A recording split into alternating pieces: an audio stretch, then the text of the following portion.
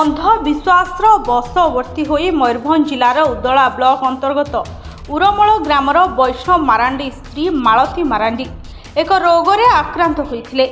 बिना चिकित्सा मृत्यु सहित संघर्ष करुवा बेले एक दलाल हाबुड़े पड़वा परे ख्रीष्ट धर्म को ग्रहण करथिले।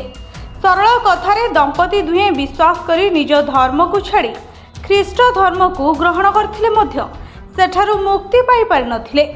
शेषरे आदिवासी सरना धर्मी पुणी ग्रहण करथिले। ग्रामर मुख्यଙ୍କ कहवा अनुसार तांको जरिमाना आदाय करथिले एवं पूजा पाई कुकुड़ा आदाय करथिले। तापरे पूजा परे स्वजाति रे मिसाई दिया जाइछि। पेशारे थिबा सभापतिଙ୍କ समेत सबु विरोध करथिले। संविधान आर्टिकल 244 रे सत्यासत्य आधार रे उल्लेख रहिछि जे जणे आदिवासी जदि निज पारंपरिक संस्कृति को छाड़ी अन्यत पारंपरिक संस्कृति को आपणाइले लोकर कमिटी द्वारा तांको आदिवासी कोटारू भिन्न कराजिबो बोली कहैछि।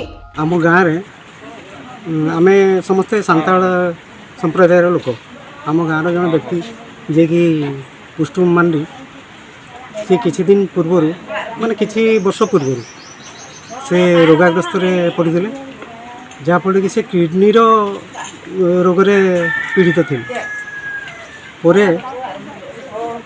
आम सांताल संप्रदाय रही जितेबाला सी भाविले मन मने जे संप्रदाय रहीकि बोधे मुझे भाया पीड़ित हो तेणु तांकर अंधविश्वास दूर करने से ख्रीष्टियान धर्म को प्रश्रय देते।